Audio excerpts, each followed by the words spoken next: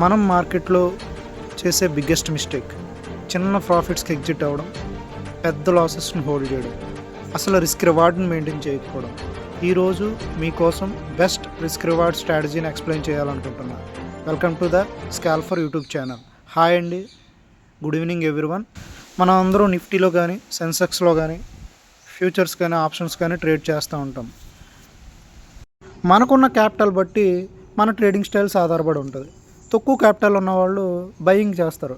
Market పెరుగుతుందంటే call by చేస్తారు, market పడుతుంది అంటే పుట్ బై చేస్తారు. కొంచెం క్యాపిటల్ ఎక్కువ ఉన్నవాళ్ళు ప్రీమియం డీకే పర్పస్, వాళ్ళు ప్రాబబిలిటీ ఆఫ్ విన్నింగ్ పర్పస్ వాళ్ళు సెల్లింగ్ చేస్తూ ఉంటారు. కొంతమంది మాత్రం మార్కెట్ ఈ డైరెక్షన్లో క్లోజ్ అవుతుంది అన్న వ్యూ బట్టి స్ట్రాటజీస్ని ఇంప్లిమెంట్ చేస్తూ ఉంటారు. మనందరికీ తెలుసు స్ట్రాటజీస్ అంటే మీకు అందరికీ తెలుసు. Straddle, స్ట్రాంగిల్, iron fly, iron condor, చాలా స్ట్రాటజీసే ఉన్నాయి. కానీ మనం ఒక స్ట్రాటజీని నేర్చుకుని మార్కెట్ కండిషన్స్తో సంబంధం లేకుండా దాన్ని ఇంప్లిమెంట్ చేస్తూ ఉంటాం. ఒకసారి సక్సెస్ అవుతుంది, ఒకసారి ఫెయిల్ అవుతుంది.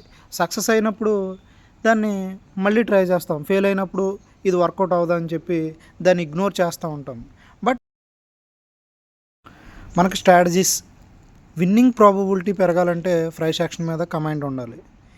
ప్రైస్ యాక్షన్ మీద మార్కెట్ సపోర్ట్ ఏంటి, రెసిస్టెన్స్ ఏంటి, బ్రేక్అవుట్ ఎక్కడ, ఇది బేరిష్ సెంటిమెంటా, బుల్లిష్ సెంటిమెంటా అన్న దాని మీద ప్రైస్ యాక్షన్ మీద మనకు కమాండ్ ఉండగలిగితే ఖచ్చితంగా మనం మార్కెట్ డైరెక్షన్ బట్టి దానికి సూటబుల్ స్ట్రాటజీని ఇంప్లిమెంట్ చేస్తే కనుక మనకి విన్నింగ్ పర్సెంట్ ఎక్కువ ఉండే ఛాన్సెస్ ఉంటాయి.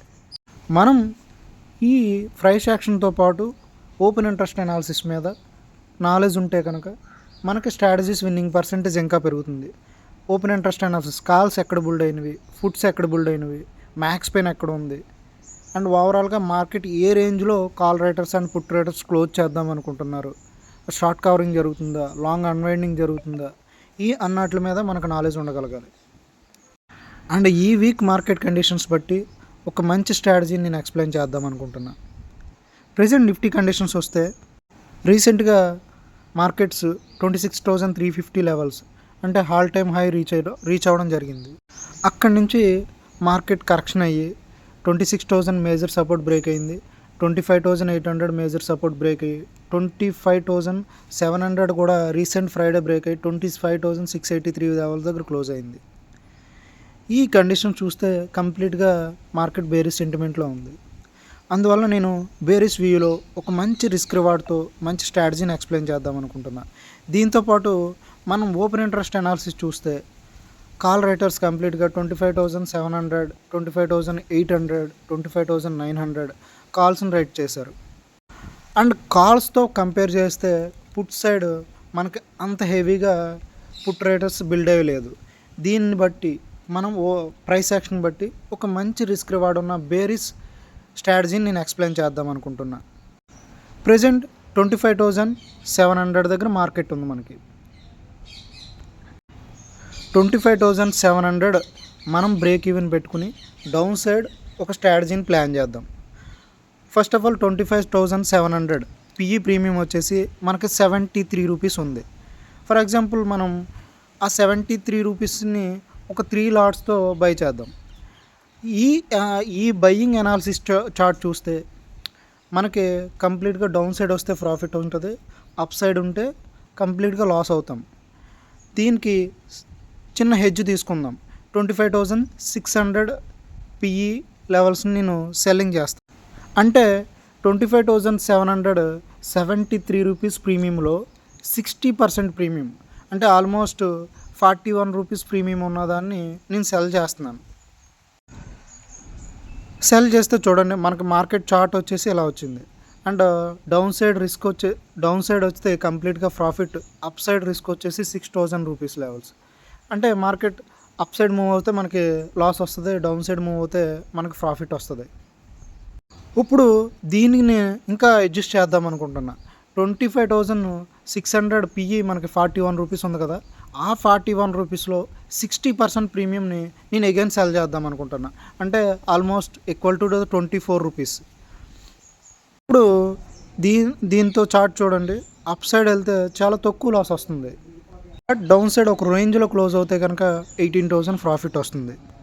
బట్ ఒక నాకెడ్ సెల్లింగ్ ఎక్కువ ఉండడం వల్ల అనీవెన్గా హ్యూజ్ సెల్లింగ్ వస్తే కనుక మనం స్ట్రాటజీ ట్రబుల్లో పడతాం. దానివల్ల దీనికి కూడా ఒక హెడ్జ్ తీసుకుందాం అనుకుంటున్నా. ఎప్పుడైతే 25,524 రూపీస్, ఈ 24 రూపీస్లో 60% ప్రీమియంని నేను అగైన్ బై చేద్దాం అనుకుంటున్నా.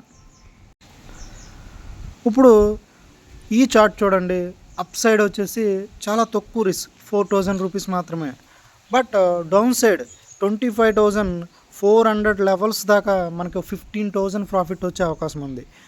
ఈ స్ట్రాటజీలో మెయిన్ ఇంపార్టెంట్ ఏంటంటే, ఈ స్ట్రాటజీని అనలైజ్ చేస్తే మనకు ఒక చార్ట్ చూడండి ఫ్రెండ్స్. అప్ సైడ్ వెళ్తే 4,000 రూపీస్ చాలా తక్కువ లాస్ వచ్చే అవకాశం ఉంది. బట్ డౌన్ సైడ్ 300 పాయింట్స్ ఈ రేంజ్లో క్లోజ్ అవుతే మనకి 15,000 రూపీస్ ప్రాఫిట్ వచ్చే అవకాశం. ఈ స్ట్రాటజీని ఇప్పుడు ఫ్రైడే క్లోజింగ్ నుంచి మండే గ్యాప్ అప్ ఓపెన్ అయింది అనుకుందాం, ఓ 50 పాయింట్స్ గ్యాప్ అప్. స్టిల్ నువ్వు 700 రూపీస్ దాకా ప్రాఫిట్లో ఉండే అవకాశం ఉంది. గ్యాప్ డౌన్ ఓపెన్ అవుతే ఒక 2,000 రూపీస్ ప్రాఫిట్ వచ్చే అవకాశం ఉంది. ఫ్లాట్గా ఓపెన్ అయినా సరే నువ్వు ప్రాఫిట్లో క్లోజ్ అయ్యే అవకాశం ఉంది. బట్ ఒక 200 పాయింట్స్ గ్యాప్ అప్ అయిపోయినా సరే నీకు తక్కువ లాస్, అంటే 2,000 రూపీస్ లాస్ వచ్చే అవకాశం ఉంది. ఈ స్ట్రాటజీలో మెయిన్ థింగ్ అది, లాస్ వచ్చినా సరే ఎక్స్పైరీ దగ్గరలో నీకు లాస్ వస్తే ఈ లోపల మనం డెసిషన్ తీసుకుని ఇంకా తక్కువ లాస్లో క్లోజ్ చేయడానికి ఎక్కువ అవకాశం ఉంటుంది ఈ స్ట్రాటజీలో. ఫర్ ఎగ్జాంపుల్ మనకి నిఫ్టీ మంత్లీ 4 ఎక్స్పైరీస్ ఉంటాయి. ఈ 4 ఎక్స్పైరీస్లో మన మార్కెట్ కండిషన్ బట్టి ఈ 4 టైమ్స్ దీన్ని ట్రై చేస్తే అట్లీస్ట్ 1 టైం సక్సెస్ఫుల్ అయినా సరే, మనం 3 టైమ్స్ ఫెయిల్ అయినా సరే మన క్యాపిటల్లో ₹1 కూడా మిస్ అయ్యే అవకాశం ఉండదు. అందువల్ల ఈ స్ట్రాటజీని మనం మార్కెట్ కండిషన్స్ బట్టి ఇంప్లిమెంట్ చేస్తే వన్స్ అగైన్ ఈ స్ట్రాటజీని ఒకసారి రివ్యూ చేద్దామండి. ఫర్ ఎగ్జాంపుల్ మనం అనుకుందాం 25,700 పిఈ ₹100 ఉందో అనుకుందాం. దాంట్లో 60% సెల్ చేసిన ప్రీమియంలో 60% అగైన్ సేమ్ లాట్ సైజులో మనం అగైన్ సెల్ చేస్తాం. అండ్ లాస్ట్ సెల్లింగ్లో వాల్యూలో 60% ప్రీమియంని మళ్ళీ సేమ్ లాట్ సైజుతో బై చేస్తాం. ఇది స్ట్రాటజీ అండి. మీకు స్ట్రాటజీ నచ్చుంటే ప్లీజ్ లైక్ చేయండి, నా ఛానల్ని సబ్స్క్రైబ్ చేయండి.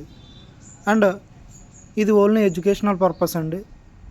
మీరు మీ డెసిషన్ మీ ఓన్గా తీసుకోండి. థ్యాంక్ యూ సో మచ్ అండి. బాయ్.